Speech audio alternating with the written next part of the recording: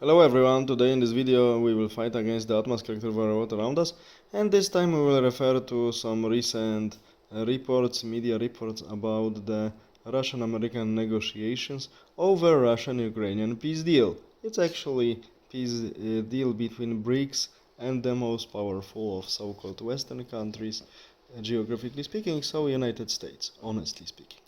And some commentators who were always pro-Ukrainian, blindly pro-Ukrainian, I don't understand why, because it's never good to be blindly for someone, getting nothing for it, even getting a lot of losses. Some of these commentators are really surprised that Ukraine seemingly will be forced to recognize the permanent loss of Crimea and eastern territories that are inhabited mainly by Russian-speaking people.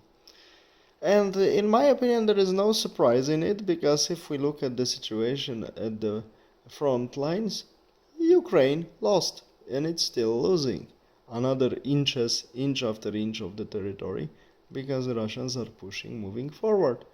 It was easy to be predicted. And another issue is, and we have to be brave enough to say it, that it's always a eternal rule of history, rule of war.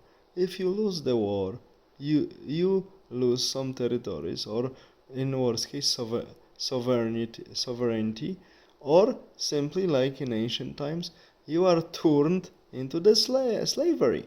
So you are losing your freedom. That's it.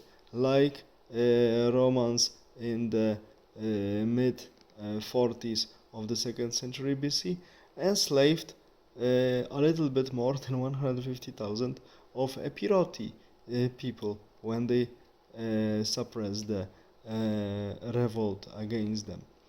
And many other cases like this, not only from the classical world.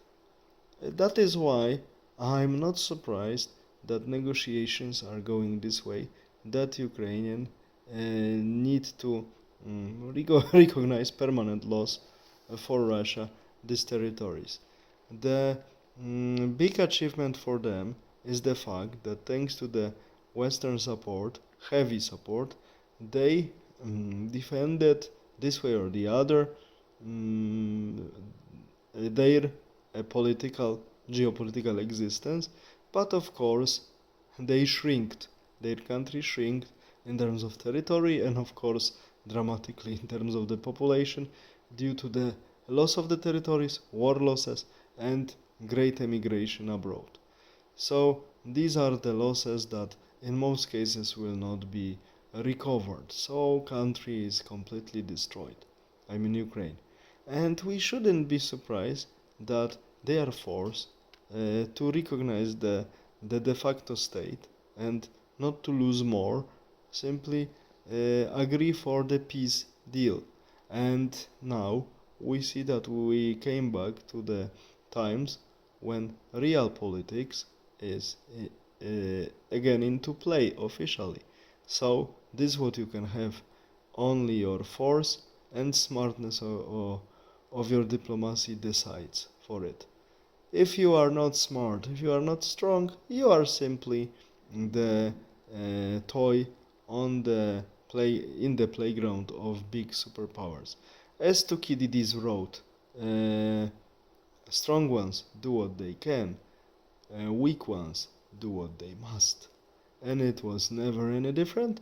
And after 30 years of globalizing socialistic mumbo jumbo, new Marxist mumbo jumbo, now we are painfully coming back to reality and to realpolitik, which is actually described by this quotation of Thucydides I just mentioned. That is why I will never understand surprised face and really stupid comments of many political commentators who are surprised that Ukraine needs to recognize its losses because it's lost the war. The same with the Gaza people. They lost the conflict, so they need to bear the consequences. This is a realpolitik in action.